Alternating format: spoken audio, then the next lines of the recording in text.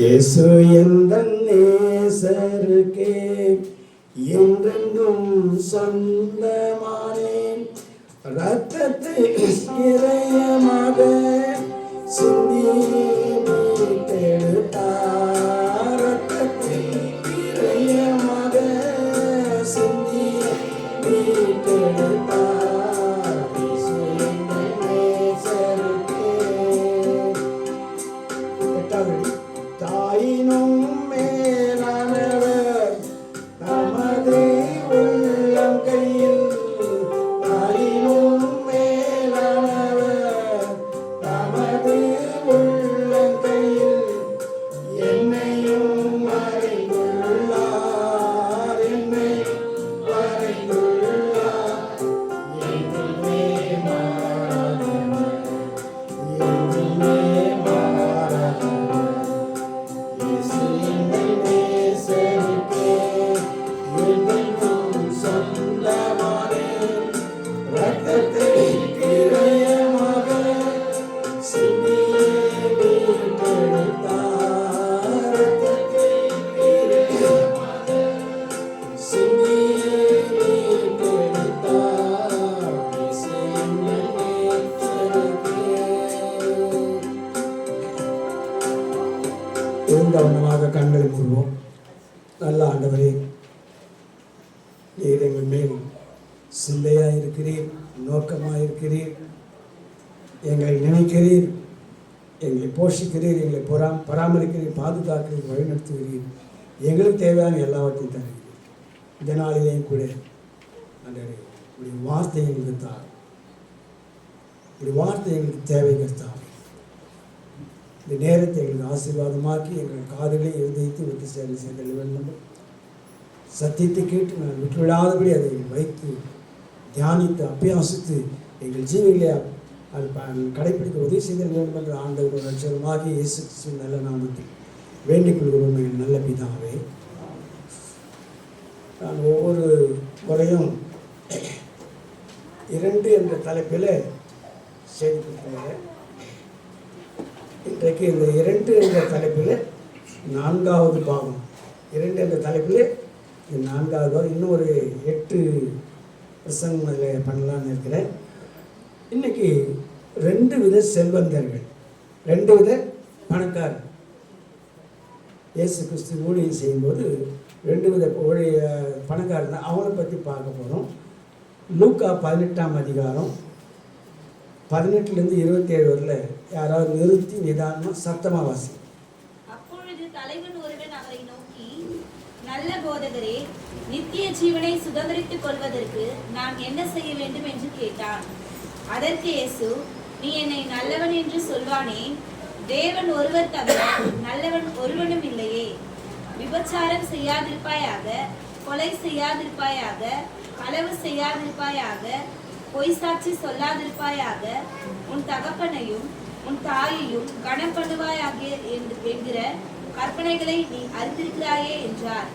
அதற்கு அவன், இவைகளையெல்லாம் என் சிறு வயது முதல் கை கொண்டிருக்கிறேன் என்றான். இயேசு அதை கேட்டு, இன்னும் உன்னிடத்தில் ஒரு குறைவு உண்டு. உனக்கு உண்டானவைகள் எல்லாம் விற்று தரித்திரருக்கு கொடு, அப்பொழுது பரலோகத்திலே உனக்கு பொக்கிஷம் உண்டாயிருக்கும். பின்பு என்னை பின்பற்றி வா என்றார். அவன் அதிக ஐஸ்வர்யம் உள்ளவனானபடியால் இதை கேட்ட பொழுது மிகுந்த துக்கம் அடைந்தான். அவன் மிகுந்த துக்கம் அடைந்ததை இயேசு கண்டு, ஐஸ்வர்யம் உள்ளவர்கள் தேவனுடைய ராஜ்யத்தில் பிரவேசிப்பது எவ்வளவு அரிதாயிருக்கிறது. ஐஸ்வர்யவான் தேவனுடைய ராஜ்யத்தில் பிரவேசிப்பதை பார்க்கிறோம். ஒட்டகமானது ஊசியின் காதிலே நுழைவது எளிதாயிருக்கும் என்றார். அதை கேட்டவர்கள், அப்படியானால் யார் ரட்சிக்கப்படக்கூடும் என்றார்கள். அதற்கு அவர், மனுஷரால் கூடாதவைகள் தேவனால் கூடும் என்றானே. மத்தேயு 19ஆம் அதிகாரம் 16லேருந்து 26. மத்தேயு 19ஆம் அதிகாரம் 16லேருந்து 26. இயேசுவோ, சிறு பிள்ளைகள் என்னிடத்தில் வருகிறதற்கு இடம் கொடுங்கள், அவர்களை தடை பண்ணாதிருங்கள், பரலோக ராஜ்யம் அப்படிப்பட்டவர்களுடையது என்று சொல்லி அவர்கள் மேல் கைகளை வைத்து அவர்கள் மேல் கைகளை வைத்து அப்பொழுது சிறு பிள்ளைகளின் மேல் அவர் கைகளை வைத்து ஜெபம் பண்ணும்படி அவர்களை அவரிடத்தில் கொண்டு வந்தார்கள். கொண்டு வந்தவர்களை சீஷர்கள் அதட்டினார்கள். இயேசுவோ, சிறு பிள்ளைகள் என்னிடத்தில் வருகிறதுக்கு இடம் கொடுங்கள், அவர்களை தடை பண்ணாதீர்கள், பரலோக ராஜ்யம் அப்படிப்பட்டவர்களுடையது என்று சொல்லி அவர்கள் மேல் கைகளை வைத்து பின்பு அவிடம் விட்டு புறப்பட்டு போனார். அப்பொழுது ஒருவன் வந்து அவரை நோக்கி, நல்ல போதகரே, நித்திய ஜீவனை அடைவதற்கு நான் எந்த நன்மையை செய்ய வேண்டும் என்று கேட்டான். அதற்கு அவர், நீ என்னை நல்லவன் என்று சொல்வானே, தேவன் ஒருவர் தவிர நல்லவன் ஒருவனும் இல்லையே. நீ ஜீவனில் பிரவேசிக்க விரும்பினால் கற்பனைகளை கைக்கொள் என்றார். அவன் அவரை நோக்கி, எவைகளை என்று கேட்டான். அதற்கு இயேசு, கொலை செய்யாதிருப்பாயாக, விபச்சாரம் செய்யாதிருப்பாயாக, களவு செய்யாதிருப்பாயாக, பொய் சாட்சி சொல்லாதிருப்பாயாக, உன் தகப்பனையும் உன் தாயையும் கனம் பண்ணுவாயாக, உன்னிடத்தில் நீ அன்பு கூறுவது போல பிறனிடத்திலும் அன்பு கூறுவாயாக என்பவைகளே என்றார். அந்த வாலிபன் அவரை நோக்கி, இவைகளை எல்லாம் என் சிறு வயது முதல் கை கொண்டிருக்கிறேன், இன்னும் என்னிடத்தில் குறைவு என்ன என்றான். அதற்கு இயேசு, நீ பூரண சர்க்குணராய் இருக்க விரும்பினால் போய் உனக்கு உண்டானவைகளை விற்று தரித்திரருக்கு கொடு, அப்பொழுது பரலோகத்தில் உனக்கு பொக்கிஷம் உண்டாயிருக்கும், பின்பு என்னை பின்பற்றி வா என்றார். அந்த வாலிபன் மிகுந்த ஆசையுள்ளவனாய் இருந்தபடியால் இந்த வார்த்தையை கேட்ட பொழுது துக்கமடைந்தவனாய் போய்விட்டான். அப்பொழுது இயேசு தம்முடைய சீஷர்களை நோக்கி, ஐஸ்வர்யவான் பரலோக ராஜ்யத்தில் பிரவேசிப்பது அரிதென்று மெய்யாகவே உங்களுக்கு சொல்லுகிறேன்.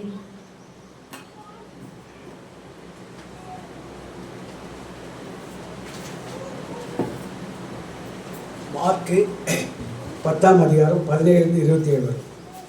மார்க் 10ஆம் அதிகாரம் 17-27 வரை. பின்பு அவர் புறப்பட்டு படியிலே போகையில் ஒருவன் ஓடி வந்து அவருக்கு முன்பாக முழங்கால் படியிட்டு, நல்ல போதகரே, நித்திய ஜீவனை சுதந்திரித்துக் கொள்ளும்படி நான் என்ன செய்ய வேண்டும் என்று கேட்டான். அதற்கு இயேசு, நீ என்னை நல்லவன் என்று சொல்வானே, தேவன் ஒருவர் தவிர நல்லவன் ஒருவனும் இல்லையே. விபச்சாரம் செய்யாதிருப்பாயாக, கொலை செய்யாதிருப்பாயாக, களவு செய்யாதிருப்பாயாக, பொய் சாட்சி சொல்லாதிருப்பாயாக, வஞ்சனை செய்யாதிருப்பாயாக, உன் தகப்பனையும் உன் தாயையும் கனம் பண்ணுவாயாக என்கிற கற்பனைகளை அறிந்திருக்கிறாயே என்றான். அதற்கு அவன், போதகரே, இவைகளை எல்லாம் என் சிறு வயது முதல் கை கொண்டிருக்கிறேன் என்றான். இயேசு அவனை பார்த்து, அவனிடத்தில் அன்பு கூர்ந்து, உன்னிடத்தில் ஒரு குறைவு உண்டு, நீ போய் உனக்கு உண்டானவைகளை எல்லாம் விற்று தரித்திரருக்கு கொடு, அப்பொழுது பரலோகத்திலே உனக்கு பொக்கிஷம் உண்டாயிருக்கும், பின்பு சிலுவையை எடுத்துக்கொண்டு என்னை பின்பற்றி வா என்றார். அவன் மிகுந்த ஆசையுள்ளவனாய் இருந்தபடியால் இந்த வார்த்தையை கேட்டு மனமடைந்து துக்கத்தோடே போய்விட்டான். அப்பொழுது இயேசு சுற்றி பார்த்து தம்முடைய சீஷரை நோக்கி, ஐஸ்வர்யம் உள்ளவர்கள் தேவனுடைய ராஜ்யத்தில் பிரவேசிப்பது எவ்வளவு அரிதாய் இருக்கிறது என்றார். சீஷர்கள் அவருடைய வார்த்தைகளை குறித்து ஆச்சரியப்பட்டார்கள்.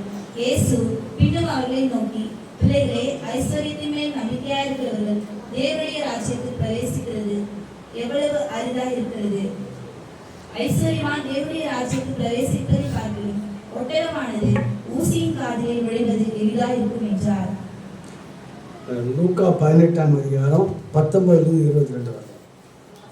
வாசிச்சா போதும். இந்த மத்தேயு, மார்க்கு, லூக்காவில் இந்த ஒரே நிகழ்ச்சியை ஆண்டவர் குறிப்பிடுறார். ஏன்னா, ஒரு பெரிய பணக்காரன், அவனுக்கு இல்லாத ஒன்றுமே இல்லை, பெரிய பணக்காரன். ஆனால் அவனுக்குள்ள ஒரு தேவை இருந்துச்சு. நித்திய ஜீவனை சுதந்திரத்துக் கொள்ளும்படி நான் என்ன செய்ய வேண்டும்னு அவன் நினைச்சான். காசு கொடுத்து வாங்கிடலாம், ஈஸியாக வாங்கிடலாம், மற்றவங்க இவனுக்கு போனால் நம்ம காசு கொடுத்து, ஏன் நமக்கு வேண்டிய செல்வம் இருக்குது, வேண்டிய ஆசீர்வாதம் இருக்குது, ஆகினால அந்த நித்திய ஜீவனை நம்ம எப்படி வாங்கிடலான்னு காசு கொடுத்து வாங்கிடலாம் அப்படின்னு நினச்சி என்ன பண்ணுறான், ஏசுசாமி கிட்ட வந்து கேட்குறான். அவர் என்ன சொல்கிறாரு, கற்பனைகளை கை கொள்ள அப்படின்றார். கற்பனைகளை உடனே அவன் சொல்கிறான், கொஞ்சம் கூட யோசிக்காம, இதெல்லாம் நான் சின்ன வயசுலேருந்தே கற்பனை கை கொள்ள. இதுதான் இப்போது அது இந்த சம்பவம்லாம் ஒரு 2000 வருஷத்துக்கு முன்னால் நடந்தது. இப்போது என்னென்னா, இந்த ஆன்லைன் சர்ச்சஸ், மெயின்லைன் சர்ச்சஸ், அவர் பெரிய வட்டத்தை போட்டு அதுக்குள்ளேயே சுற்றி வருவாங்க. எல்லாம் எனக்கு தெரியும். மெசேஜெல்லாம் ரொம்ப ஷார்ட்டாக இருக்கணும், ஜபம் ஷார்ட்டாக இருக்கணும், எல்லாம் ஷார்ட்டாக இருக்கணும். மறுபடியும் சொல்கிறேன், இந்த 2000 வருஷத்துக்கு அப்போ பிறகு இந்த வருஷம் இந்த இந்த இந்த நூற்றாண்டில் ஜெபம் தேவையில்லை, பிரசங்கம் தேவையில்லை, ஆன்மீகம் தேவையில்லை. எல்லாம் ஷார்ட் அண்ட் ஸ்வீட்டாக. அப்புறம் சர்ச்சையெல்லாம் பிரம்மாண்டமாக இருக்கணும், ஏசி இருக்கணும். இந்த மாதிரி ஒரு பெரிய வட்டத்தை போட்டு அதிலே சுற்றி வரும். அவங்களுக்கு ஆன்மீக அறிவே கிடையாது. எங்கள் சொந்தக்காரர் நிறைய பேர் அப்படி வேறு தான் இருக்கிறாங்க. அருமையானவர்களே, ஏன்னா நாங்கள் சிறு வயது முதல் இந்த கற்பனைகள்லாம் கை கொண்டு இருக்கிறோம். ஆனால் ஆண்டவர் என்ன சொல்றாரு, நீ எது மேல் நம்பிக்கை வச்சுக்கிற? ஐஸ்வர்யத்தின் மேல் நம்பிக்கை வச்சுக்கிற. பொதுவாக எல்லாருடைய ஆசையும் நல்ல வசதியாக இருக்கும். யாரை கேளு, நீ நான் ரொம்ப கஷ்டத்தில் இருக்கணும், எப்படியாவது கொஞ்சம் வசதியாகணும், இது இல்லாத இருக்கிறேன், அது இல்லாத அதான் அது வேணும் இருக்கு, இப்படியெல்லாம் ஒரு கற்பனை பண்ணுகிறார். ஆனால் மனிதனுக்கு தேவையானது என்ன தெரியுமா? நித்திய ஜீவன். இங்கே கண்ணை முன்ன அங்கே போய் தேவை. அங்கே உனக்கு நோ ஏஜ் லிமிட். இங்கே தான் ஏஜ் லிமிட் வச்சுக்கிறாங்க. 50, 60, 70, 80, 90, மிஞ்சி போனால் 120. அங்கே போனால் அதை விட பல 1000 வருடங்கள் அங்கே சுகமாக இருக்கலாம். அப்போ எதை விரும்பணும்? நம்ம அங்கே போகிறது தான் விரும்பணும். அதுக்கு தான் அங்கே ஆயத்தமாகும். அதுக்கு தான் சர்ச்சுங்க.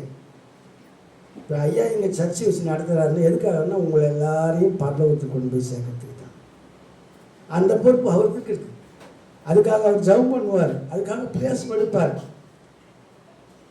உங்களுக்கும் நான் சொல்கிற ஆலோசனை, உன்னை போல் பெண்ணை நேசி நான் ஆண்டவர் சொல்கிறேன். நீங்கள் என்ன பண்ணணும்? Each one catch one. உன்னால் இன்னொரு ஆத்மாவை பரலோகத்துக்கு அனுபவத்துக்கு என்ன வழியோ அதெல்லாம் செய்யும். நீ மட்டும் பரலோகம் போனால் போதுமா? உன் ஒய்ஃப் போக வேணாவா? உன்னுடைய உங்கள் ஹஸ்பண்ட் போக வேணாவா? உன் பிள்ளைகள் போக வேணாவா? ஆகவே நானும் என் வீட்டாரும் என்றால் கர்த்தரையே செய்வோம். வீட்டுக்கு பிளட் ரிலேஷன் எல்லாருக்கும் நீ என்ன பண்ணணும்? சத்தியத்தை சொல்லணும். அதுக்காக ரூபாய் செலவு பண்ணணும், நிறைய செலவு பண்ணணும். ஆனால் இந்த செல்வந்தன் வசதியானவன், ரொம்ப வசதி. 3 சுவிசேஷனில் அவனை பற்றி அதுதான் படிக்க வச்சவங்க. ஆனாலும் அவன் ஏசாமிக்கிட்ட வந்தவங்க எல்லாம் சந்தோஷமாக போனாங்க. ஒருத்தர் கூட துக்கமாக போகல. காது கேட்காத வந்தால் காது கேட்டால் அவன் சந்தோஷமாக போனான். கண் தெரியாதவன் வந்தான், கண் தெரிஞ்சு சந்தோஷமாக போனான். ஓமையும் பேசின்னு சந்தோஷமாக போனான். முடவர் எழுந்து சந்தோஷமாக 4 பீச்சுக்கு ஓடினாங்க. ஆனால் இந்த ஒரு ஆள் மட்டும்தான் என்ன பண்ணான்? துக்க முகத்தோடே போனான். ஏன்னா அவருக்கு மிகுந்த ஆசை இருந்ததுனால அதை விட்டுட்டு போகிறதுக்கு மனசு இல்லை.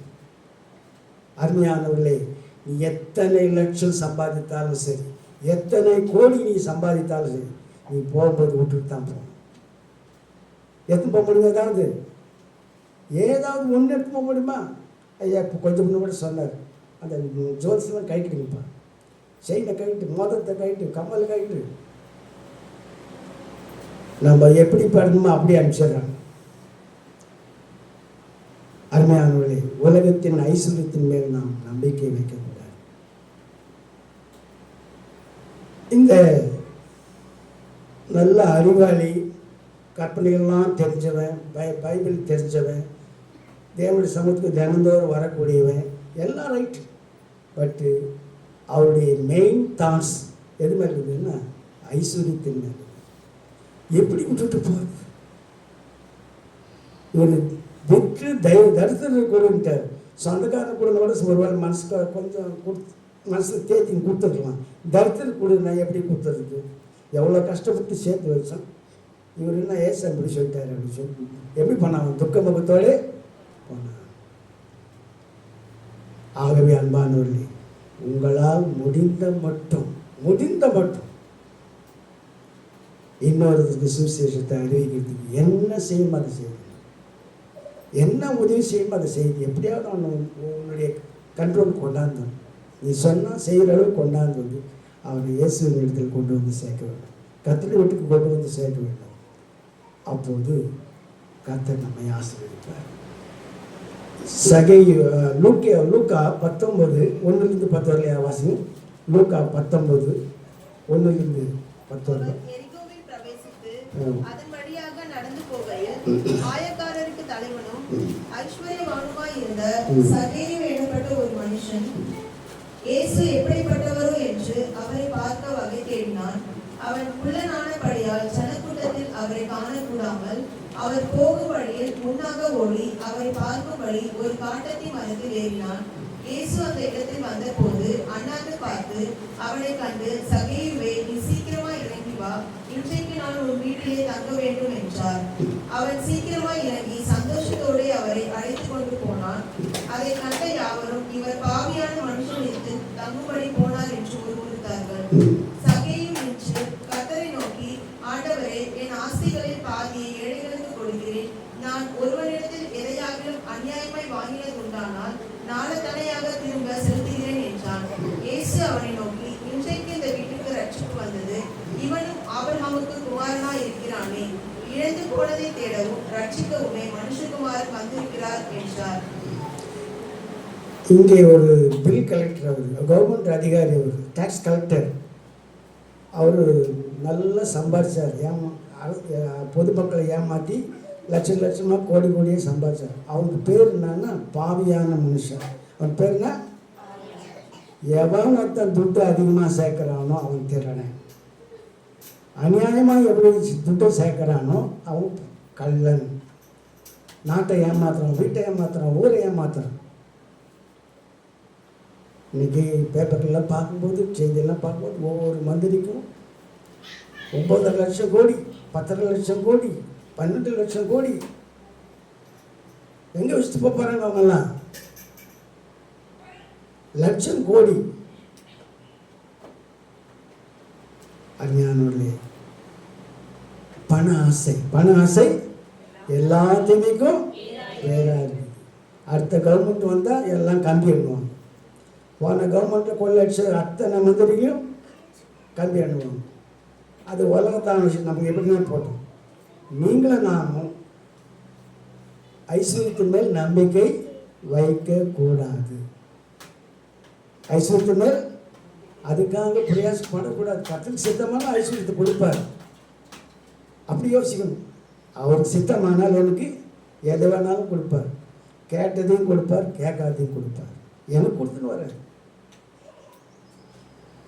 எதிர்பார்க்காத உதவி எனக்கு வந்து சேருது.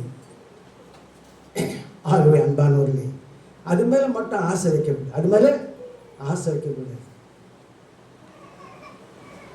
கடந்த 4ஆம் தேதி ஒரு பிறந்தநாள் எனக்காக ஒரு பிறந்தநாள் நிகழ்ச்சி நான் ஏற்பாடு பண்ணியிருக்கேன். ஒரு 10-15 ட்ரெஸ் வந்து சேர்ந்துச்சு. அதனால் பார்த்தேன். பழைய ட்ரெஸ் எல்லாம் மூட்டை கட்டி வச்சுக்கிறது கஷ்டத்தில் கொண்டு போய் போட்டு வந்தேன். ஒரு மூட்டை துணியை சேர்த்து வச்சுருக்கிறேன், கஷ்டத்தில் கொண்டு போய் போட்டு வந்தேன். இல்லாதவங்க அனுபவிட்டு குறைஞ்சது 20 ட்ரெஸ் இருக்கும். அதை கொண்டு போய் கஷ்டத்தில் போட்டலாம். புது ட்ரெஸ் தான் ஆர்டர் கொடுத்துட்டாரு அப்படின்ட்டு. ஆக அன்பானவர்களே, பைபிள் நான் சொன்ன, உன்னிடத்தில் கேட்கிறவனுக்கு கொடு, உன்னிடத்தில் கேட்கிறவனுக்கு கொடு.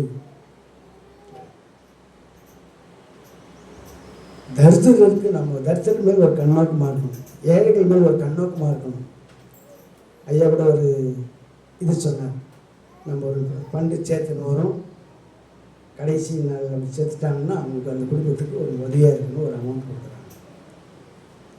நான் ஒரு வருஷத்துக்கு சேர்த்து ஒன்றா கொடுத்துட்டாங்க கிட்ட. பெருமைக்கான சொல்லலை, நம்மளால் முடிஞ்ச உதவி மட்டும் செய்யும். இவன் சகை 5ஆம் வசனம் 6ஆம் வசனம் வாசிக்க.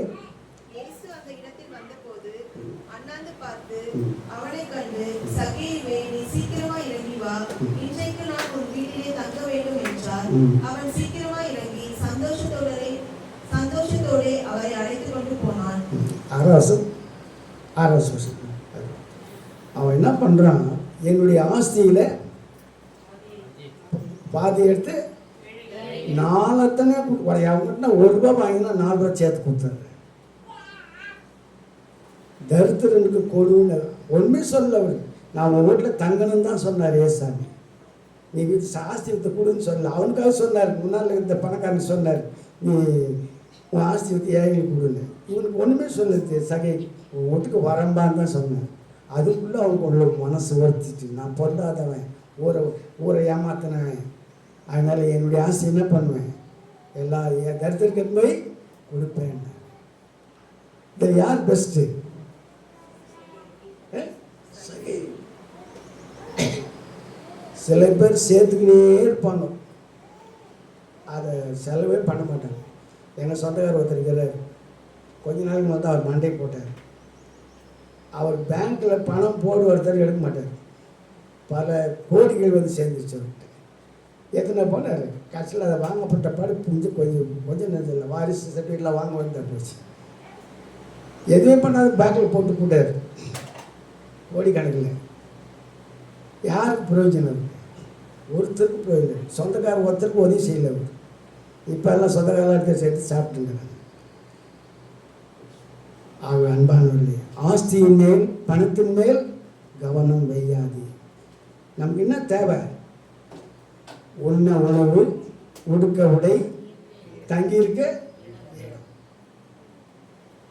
ஒரு சிலருக்கு ஒரு வீடு பத்தாது, 9 வீடு வாங்கி வச்சுருப்பாங்க, இல்லை 9 வீடு கட்டி வச்சுருப்பாங்க. என்ன வாடகை கட்டி வாடகை சம்பாதிக்கணும். அது தப்பு இல்லை, நியாயமான நீ சொத்து சேர்க்கணும், தப்பு இல்லை. ஆனால் அது மேலே உன் ஜீவனையாக வைக்கிற. முதல்ல பார்த்த ஐஸ்வர்யம் என்ன பண்ணால் துக்கத்தோடு போயிட்டான். அது எப்படி ஏழைகளுக்கு கற்று கொடுத்துறது. ஆனால் இந்த சகை என்ன பண்ணான், இந்த செல்வந்த என்ன பண்ணான், ஐயா என் ஆஸ்தியில் பாதி எடுத்து ஏழைகளுக்கு கொடுத்துட்றேன், என்கிட்டயாவது 1 ரூபா வாங்கினா 4 ரூபாயை திருப்பி கொடுத்துட்றேன். இப்போது நான் உங்களுக்கு சொல்கிற ஆலோசனை, உங்களால் முடிந்தால் ஒரு ஆத்மாவுக்கு சுவிசேஷத்தை சொல்லு, அவங்களுக்கு சத்தியத்தை சொல்லி, அவங்க வீட்டுக்கு போ, அவங்க சிநேகிதராக்கி, எப்படியாவது சிநேகிதராக்கி கர்த்தர் வீட்டுக்கு வா, கர்த்தர் வீட்டுக்கு வா. இப்போ இவ்வளோ பேர் இருக்கிறீங்க, நீங்கள் ஆளுக்கு ஒரு ஆள் கூப்பிட்டு வந்தால் இடம் பத்தாது, இந்த இடம் பத்தாது. ஆண்டவருக்கு வேற ஒரு இடத்த ஆண்டவர் கொடுப்பார், வேற ஒரு இடத்த ஆண்டவர் கொடுப்பார். ஆகையினால ஆத்மாக்களை சபையிலே சேர்த்துக் கொள்வது, அதோடு கூட நம்ம பரலோகத்துக்கு வேண்டிய ஆட்களை சேர்க்க வேண்டும். அதற்கு வேண்டிய எல்லா உதவியும் செய்யணும். குடும்ப தலைவனாக இருக்கிறவங்க என்ன பண்ணணும், மனைவியை நேசிக்கணும், பிள்ளைகளை நேசிக்கணும். நேசித்து அவங்களுக்கு என்ன பண்ணணும், காசு சொத்து ஆசையெல்லாம் சேர்த்து வை, தப்பு இல்லை. அதே சமயத்தில் அவங்களுக்கு ஏசாமி கொடுக்கணும், ஏசாமியை கொடுக்கணும். நான் என்னுடைய 6 பேர பிள்ளைகளுக்கும் முதல் இங்கிலீஷ் பைபிள் வாங்கி கொடுத்தேன். எல்லாம் அவங்க கான்வென்ட்டில் படிக்கணும். கஷ்டப்பட்டு நான் துட்டு சேர்த்து வச்சு நல்ல 1000 ரூபாய் கிட்டத்தட்ட மதிப்பான பைபிள் கொண்டு போய் அவனுக்கு கொடுத்தேன். இனிமேல் அவங்க பாடு, படித்தாலும் சரி படிக்காத விட்டாலும் சரி, என்னுடைய கடமை நான் செய்தேன். என் கூட பார்த்தீங்க எல்லாருக்கும் ஒரு பெரிய பைபிள் 800 ரூபா 900 ரூபாய் நம்மளுக்கு வாங்கி கொடுத்துட்டேன். இப்போ இன்னொரு யோசனை, ஒரு நேற்று நாங்கள் 13ஆம் தேதி ஐயாவும் நானும் விருப்பப்பட்டுக்கு போனோம், டாக்கிங் பைபிள் வாங்கணும். இப்போ அது ஒரு 10 இருந்தால் வாங்கி ஆளுக்கு ஒன்று கையில் கொடுத்தோம். படிக்கத்தான் முடியலனாலும் காதிலாவது கேட்கட்டும் வசனத்துக்குள்ள அப்படின்ட்டு. கர்த்தருடைய வார்த்தையை கூட உனக்கு, கர்த்தருடைய வசனத்தை கொடு. அப்போது அவன் எப்படியாவது உணர்த்தப்பட்டு ரட்சிப்பான், மனம் திரும்பி பரலோகத்துக்கு போவான். நம்ம செய்துட்டு போயிட்டோம்னா அப்புறம் பின்னால் கூட அவன் யோசித்து என்ன பண்ணுவான், அதை சிந்தித்து பரலோகத்தை நிரப்புறதுக்கு தான் நம்ம வேலை. பரலோகத்தை நிரப்புறது தான் நம்ம வேலை. நம்மோட பழகுகிற, நம்மோட உறவாடுகிற, நம்ம ரத்த கலப்புறார் அனைவருக்கும் நீ சத்தியத்தை எப்படியாவது சொல்லணும், அவனை ஆதாயப்படுத்தணும் எப்படியாவது. எங்கள் அண்ணன் ஒருத்தர் நல்லா குடிப்பார், அவருக்கு குடல் வெந்து போச்சு, பெட்டர் ஆகிட்டார். ஹீ இஸ் கவுண்டிங் இந்த டேட், நாளை எண்ணிக்கிறார். அப்புறம் நாங்கள் 4-5 பேர் போய் அண்ணனை பார்த்து வரலான்ட்டு, பெரியவர் அவர் தான் போயிட்டு, என்னன்னா இப்போ கூட ஒன்றும் இல்லைண்ணா ஏசாமி ஏற்றுக்கொள்ளணும் அப்படின்னு நாங்கள் 4 பேரும் சொன்னோம். நான், எங்கள் அண்ணன், எங்கள் தம்பி, இன்னொரு தம்பி. இப்போ கூட ஒன்றும் இல்லைண்ணா, எப்பா வந்தது ரொம்ப சந்தோஷம். மெட்ராஸ்லேருந்து வந்துக்கிறீங்க, காட்பாடிலேருந்து வந்துக்கிறீங்க, அங்கேருந்து வந்துக்கிறீங்க, இங்கேருந்து வந்துக்கிறீங்க. என்னை வந்து பார்த்தது போதும், ரொம்ப சந்தோஷம். ஏசான் மட்டும் ஏற்றுக்க சொன்னாங்க. என்னை வண்டி கொண்டு போய் ஷெட்டில் விட்டுட்டேன், அது எடுக்க முடியாதுமா. வண்டி ரிப்பேர் ஆகிடுச்சான். நான் இனிமேல் செத்து தான் போகணே தவிர நான் எனக்காக நீ ஒன்றும் பிரயாசப்பட வேணாம். எனக்கு நீ பால் ஊற்றினா உயிர் போகுது, ஒரு குவார்ட்டர் ஊற்றினா உயிர் போகும்னு. அந்த அளவுக்கு அதில் ஒரு தாகமாக இருந்தார். இப்போ கூட ஒன்றும் இல்லைண்ணா, வண்டி ரிப்பேர் பண்ணி ஷெட்லேருந்து வெளியே எடுத்துக்கலாம், இது நிறுத்திட்டு நான் அந்த குடி அப்படின்னு. இல்லை டெய்லி கொஞ்சம் ஊற்றி ஆகணும். சாவரவன் சாராயம் குச்சிட்டு தான் சேர்த்தார். அவர் எங்கே இருப்பார்? இப்போ நரகத்தில் தான் இருப்பார்.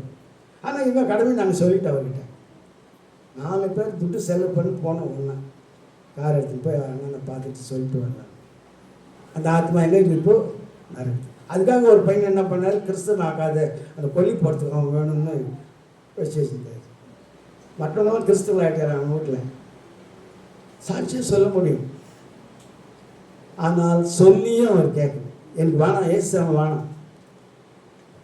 பாவத்தில் எந்த பாவம் பெரிய பாவம் சொல்லுங்க பார்க்கலாம். பாவத்தில் எந்த பெரிய பாவம் பெரிய பாவம்?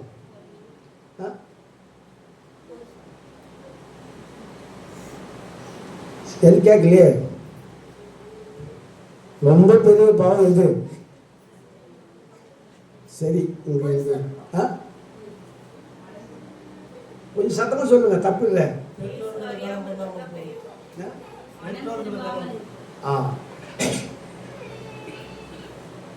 கொலை செய்வது பாவம் இல்லைங்க, விபச்சாரம் செய்வது பாவம் இல்லை. ஏசாமி வானான்னு சொல்றது தான் பெரிய பாவம். அல்லேலூயா. ஏசாமி வானான்னு சொல்றது எல்லா பாவத்தையும் செய்வோம். ஏசாமி வானான்றவன் என்ன பண்ணுவான்? எல்லா பாவத்தையும் சரளமாக செய்வோம். அதான் நான் மறுபடியும் சொல்கிறேன், கொலை செய்வது காட்டிலும் விபச்சாரம் செய்வதை காட்டிலும் இயேசு சாமி வேண்டாம்னு சொல்கிறது தான் பெரிய பாவம். ஆகவே அன்பானவர்களே, இந்த பணக்காரனுக்கு எல்லாம் இருந்துது, 2 பேருக்கும் நல்லா இருந்தது, எல்லாம் இருந்துச்சு. ஆனால் இயேசு சாமி கிட்ட இல்லை.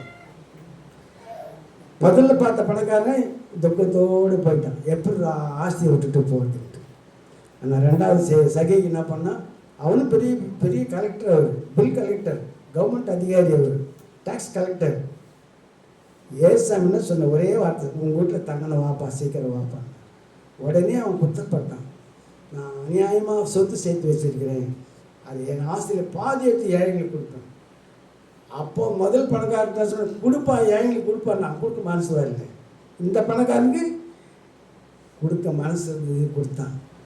இயேசு கிறிஸ்து அவனை கொடுத்து ஒரு குட் சர்டிஃபிகேட் கொடுத்தார், இவனும் ஆபிரகாமின் குமாரனா இருக்கிறான். அல்லேலூயா. இவனும் ஆபிரகாமின் குமாரன். நம்ம கூட இயேசு கிறிஸ்துவ உடையவர்கள் தான் கிறிஸ்தவர்கள். இயேசு கிறிஸ்துவ உடையவர்கள் தான் கிறிஸ்தவர்கள். பேர் வச்சுக்கிட்டா பிரயோஜனம் இல்லை. இயேசு கிறிஸ்து உங்கள் இல்லத்தில் இருக்கிறாரா? இயேசு கிறிஸ்து உங்கள் இல்லத்தில் இருக்கிறாரா? எல்லாத்தையும் யோசனை பண்ணுங்க. ஆகையினாலே நாம் 2 வித பணக்காரர்களை பற்றி பார்த்தோம். அதில் ஒருத்தன் ஏசாமி வானான், சொத்து மேலே போய் சொத்து இருந்தால் போதுன்ட்டான். ஆனால் ஒருத்தன் சொத்தில் நான் சொத்து தேவையில்லைன்னு கூப்பிட்டான்.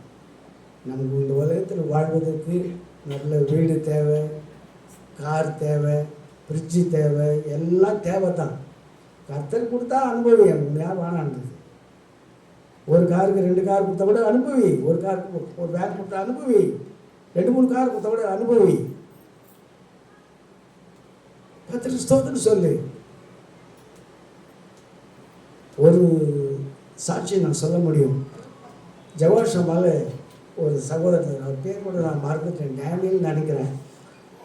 அவர் முதல்ல என்ன பண்ணார், ஒரு காரை வாங்கி டாக்ஸியாக ஓட்டினார்.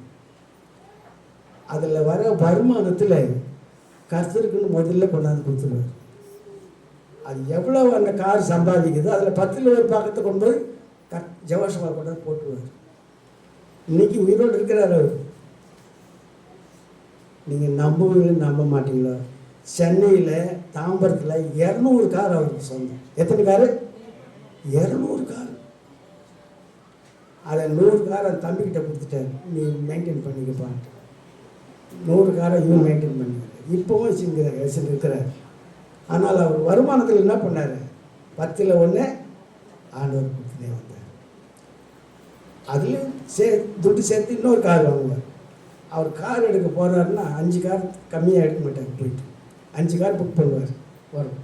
அதையும் ஓடினுக்கு வந்து அதுக்கும் டிரைவரில் அப்பாயின்மெண்ட் பண்ணி காலையில் வந்து எல்லோரையும் கூப்பிட்டு கூட்டாண்ட ஜபம் பண்ணுவார். ஜபம் பண்ணிவிட்டு மனசாட்சியோடு ஓட்டு. போய் பித்தலாட்டம் பண்ணாத. நான் ஒரு கார் வச்சு தான் அந்த தொழிலை ஆரம்பித்தேன். இன்றைக்கி 200 காருக்கு நான் சொந்தக்காரன். இங்கே எவனிஸ்டுகள் பல முறை வந்திருக்கிறார் அவர். ஏன்னா அவர் கர்த்தருக்கு உண்மையாக இருந்தார். அவர் ஒரு பெரிய ஐஸ்வர்யவான் தான். ஜவாஷமில் அவருக்கு ரொம்ப மதிப்பு இருக்குது. தாராளமாக காணிக்கை கொடுப்பார். ஊழியக்காரன் நிறைய பேருக்கு கிஃப்ட் கொடுத்துருக்கிறார், நான் பார்த்துருக்கிறேன். எங்கள் தம்பி கூட அவரோட சிநேகிதனார் கொஞ்ச நாள் இருந்தான். அஞ்ஞானூர்லேயே கர்த்தர் கொடுத்தா கர்த்தர் கொடுக்குற வருமானத்தில் 10ல் 1 ஆண்டவர் கொடுத்தா உன்னை பெரிய ஆளாக்குவார். உன்னை பெரிய ஆளாக்குவார். உன் பிள்ளைகளுக்கு ஆசீர்வாதத்தை கொடுப்பார். பிள்ளைகள் முன்னால் சம்பாதிக்கணும், பிள்ளைங்களுக்கு சம்பாதிச்சு கோடியாக கொண்டாந்து கூட்டுவாங்க. ஏன்னா நீ கர்த்தருக்கு உண்மையாக இருக்கணும், கர்த்தர் கொடுக்கணும். ஆகவே மறுபடியும் சொல்கிறேன், ஒரு கார் தான் வாங்கி ட்ராவல்ஸ் ஆரம்பித்தார். 200 காருக்கு அதிபதி. தன்னுடைய சகோதரனுக்கு 100 கார் என்னால் மெயின்டைன் பண்ண, நீ எடுத்துக்குப்பா, நீ நடத்துப்பான்ட்டார். எவ்வளோ தாராளமாக ஒரு கார் வாங்கி கொடுப்பான ஒரு பங்காளி நமக்கு. இல்லை ஒரு ஸ்கூட்டர் வாங்கி கொடுப்பானா, அவர் 100 கார் எடுத்து தம்பி கொடுத்தாரு. போப்பா மெயின்டைன் கற்றுக்கு மட்டும் உண்மையாக இருங்க. ஆக அன்பானவர்களே, உன்னுடைய வருமானத்தில் ஆண்டவரை நீ கனம் பண்ணால் உன்னை ஆண்டவர் கனம் பண்ணுவார். அது ஃபண்டமெண்டல். இங்கே சொல்லப்பட்ட சத்தியத்தின்படி நீ ஒரு பணக்காரங்கிட்ட சொன்னார், ஏழைகளுக்கு கொடுனார், அவன் கொடுக்க மனசு வரல, அவன் போய் சேர்ந்தான். சேர வேண்டியதுக்கு போய் சேர்ந்தான். இன்னொரு பணக்காரன் என்ன பண்ணான், சொல்லவே இல்லை ஆண்டவர், உங்கள் வீட்டில் வந்து தான் தங்குவான்னாரு. அவன் உடனே என்ன பண்ணாவன், என் சொத்தை பாதி ஏழைகளுக்கு கொடுக்குறேன். யாருக்கிட்டனா ₹1 வாங்கினா ₹4 திரும்பி கொடுக்குறேன். ஆகவே இது எதை காட்டுகிறது? இன்னொரு வரை நாம் ஆண்டவருக்குள் வழிநடத்துவதை காட்டுகிறது. நமக்கு சர்ச்சுக்கு வந்தோம் போனோம்னு இருக்கிறது பிரயோஜனமே இல்லை. நம்ம சிநேகிதரை எப்படியாவது கர்த்தருக்கு கொண்டு வந்து சேர்க்கணும். உறவுகள் எப்படியாவது கர்த்தரை விட்டு கொண்டாந்து சேர்க்க வேண்டும். அவர் மோட்சத்துக்கு கொண்டு போய் சேர்க்கும்போது கர்த்தர் நம்மை ஆசீர்வதிப்பார்.